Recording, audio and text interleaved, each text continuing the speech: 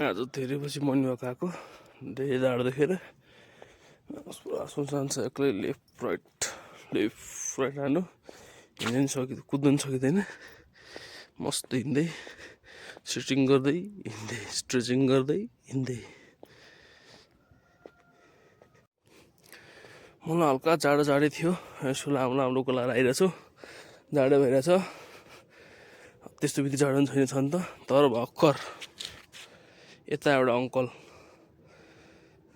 40-50 वर्षको हुनुहुन्छ होला। गन्जी र कट्टु मात्र लाएर बडो चिलमा कुद्दै गइदियो यार। भाग मिल्खा भएको हुँदैन खतरा स्पिडमा। गन्जी र कट्टु मात्र लाएर बुढोलाई किन जाडो नभएको। आधी काठमाडौँ सुतिरहेछ निन्द्रा कारहरू। सुता कति सुत्छौ।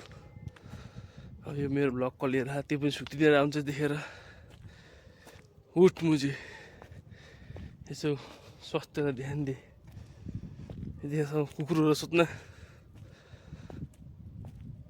यहाँ हल्का स्ट्रेचिङ गर्छु म यहाँ गेट छेउमा जान्छु गर्छु मर्निङ वाक। यहाँ रनिङ हान्दै 15 किलोमिटर जान सक्छु। जति सके त्यति रनिङ गर्छु नसके रोकिन्छु। तर यहाँ बाटोमा मलाई यस्तो गिटी राख्नु भएन। Zero civic sense.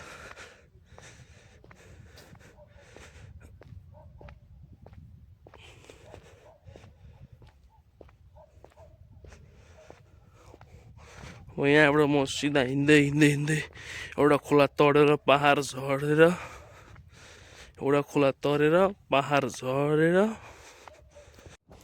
अब यहाँ सके कुद्दै नसके हिँड्दै एउटा खोला तरेर पहाड चढेर फेरि अर्को खोला तरेर फेरि अर्को पहाड चढेर जङ्गलमा बाघ आउने बाटो हिँडेर मर्निङ वाक गर्दैछु। ढाड देख्यो भने बिल्कुल आफूले एक्सक्युज गर्दिनँ म। मस्त कुदाइ हुन्छ। No mercy on me. किनकि मलाई थाहा छ म कस्तो मान्छे हो। मलाई मर्सी गर्न नखालको मान्छे हो म। त्यही भएर अब त्यहाँबाट कुद्छु म। यहाँबाट चाहिँ कुदाइ हुन्छ।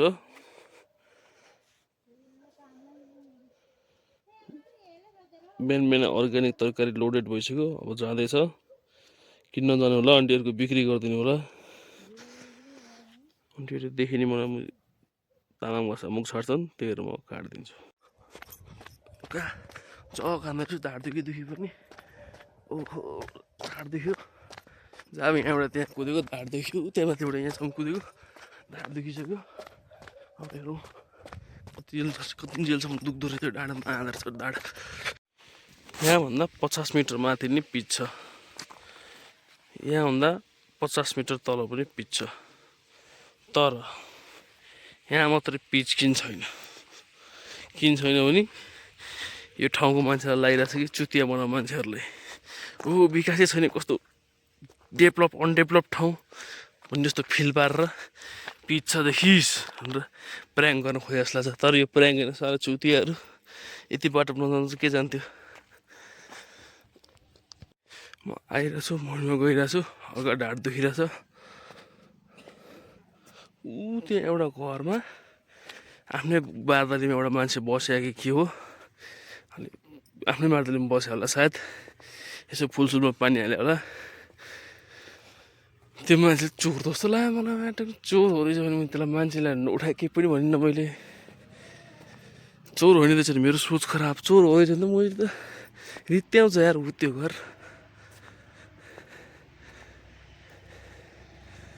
उहाँ बिहानै राइडर हिँडिसक्नु भएको छ के कामको लागि। अर्को नि आउँदैछ गाडी। धुम मचाले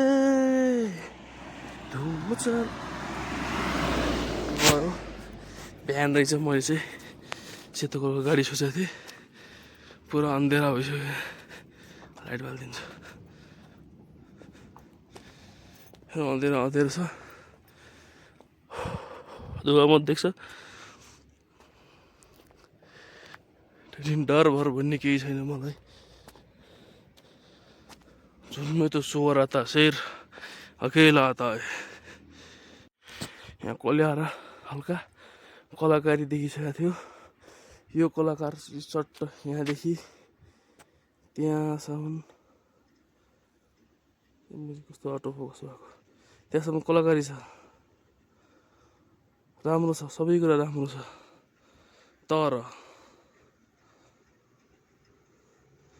के बोलिरहनु पर्छ जस्तो लाग्दैन। कलाकारीको बिचमा एउटा अर्को कारी, के कारी त थाहा छैन मलाई, कमेन्ट गर्नुहोस् कसैले हेर्नुहुन्छ नि, नहेरे झाँटे सिद्धि।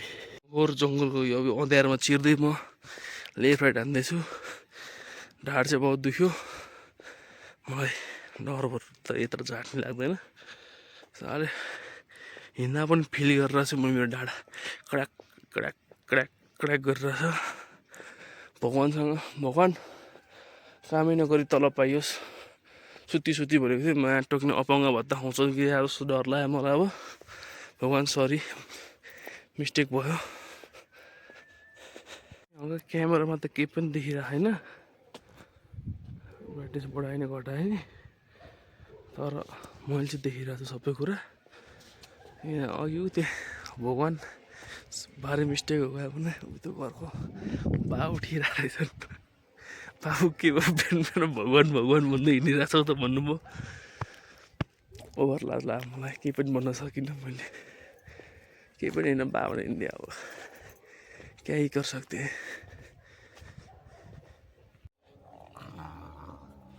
यहाँ लचअप पप्पीहरू छ होइन, कति दामी छ हेर्नु कुकुरहरू, तर राम्रो छ। मलाई एउटा लिएर जाने सोच लाग्यो, तर उहाँको मम्मीहरू देखेर गाड फाटिरहेको छ मेरो। बाँकी बच्चा त यस्तो नाइस बच्चाहरू छन् कि कुरै छोड्यो। हेर्नु न, पन्जानी यस्तो ठिक राम्रो छ। पैसा नि छैन, बिस्कुट ल्याइदिने भोलि ल्याइदिन्छु। ओके,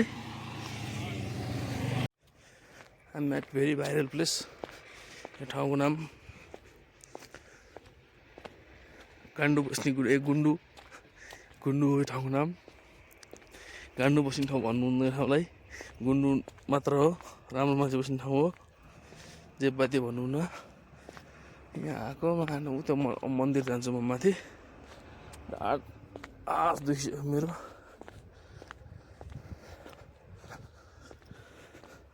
रुक्जा भोसडी भन्छ कि मेरो ढाडले, तर म रुक्दिनँ। मलाई बहुत दुःख लागिरहेछ आजभन्दा त जिन्दगीमा। मलाई हल्का गरिबी पनि गरिब फिल आएको थियो नि, तर अहिले आयो। किनभने त्यो साह्रै कुकुरको बच्चाहरूलाई बिस्कुटै दिन सकिनँ मैले। यस्तो छामेको त होइन, पुरा यो घाँस छामा जस्तो शीतका तिनीको जिउमा एउटा लिएर जान्छु सोचेको थिएँ मैले। तर त्यसको आमाले मलाई बोकी अलिकति उठामा लहार्थे, त्यसको आमाले तेरो मैले केही पनि गरिनँ। फीलिंग पोर, उस कुत्ते के लिए मुझ कुत्ते को बहुत दुख लग रहा है, क्या ही कर सकते अब। अलिकति लाइट आँखाको उज्यालो भएको जस्तो देखिन थाले, तर यति बेसी उज्यालो पनि छैन। यो यति चाहिँ उज्यालो छ, यो रियल उज्यालो। अब यहाँ हल्का लाइट पर्छ, लाइटले हल्का इन्हान्स गरेर बारीलाई ओभर हरियो बनाइदिरहेछ। आइफोनमा भयो खतरा रेकर्डिङ हुन्थ्यो, तर यो आइबडी आउँछ मोबाइलमा, तर झाँटो खाली मोबाइल छ, क्यामेरा चाहिँ बाँकी सब फर्स्ट क्लास। मैले अघि भन्दाखेरि जङ्गल तरेर खोला पनि तरेर म अर्को डाँडा चढेर मुनिबाग जाँदैछु भने नपत्या होला। सस्पेन्सन ब्रिज यहाँ तल खोला छ, म देखाउन चाहन्न किनकि मेरो मोबाइल खस्छ कि भनेर गाड फाटिरहेछ। खै किन मोबाइल खस्छ भने थाहा छैन, तर मलाई डर लागिरहेछ। यो यस्तो पालहरू देखेको मलाई मोबाइल छाड्नु मन लागिहाल्छ, खस्छ कि म्याट टोक्ने मेरो मोबाइल भनेर। ग्रेट वल अफ चाइना यस्तै भएर पनि चढ्दैछु म। भएर चढ्दा पुरा पहाड चढ्दै फिल भइदिएको मलाई। खुट्टा दुखिसक्यो मेरो त्यो आदिमै। मलाई ढाड दुख्थ्यो पहिला, अब खुट्टा दुखिरह। अझै बहुत बाँकी छ त यार, त्यति धेरै पनि छैन छन् त। म चाहिँ अलिकति अन्य एउटा दुख्यो। त्यहाँ स्कुल बस आइरहेको कसको लेसी थियो बस, को झर्छ त, कोही नि झरेन।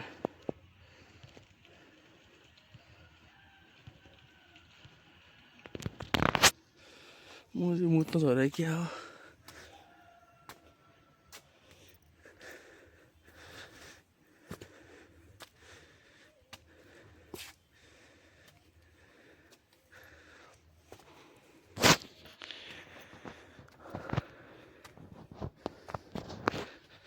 आज हल्का सकिएन, पछि ढाड थिएँ भएपछि म पुरै भर्याङ कुदेर देखिन्छु। म पहिला कुदिसकेँ हो, ठुलो कुरो त होइन मेरो लागि। यो भर्याङको रेलिङमा ब्राउन कलरको छ, एलइडी लाइट देखेर कस्तो सेतो सेतो बले जस्तो देखिँदो रहेछ क्यामेरामा चाहिँ। यहाँ मन्दिरमा छु छोटो देवीथानमा।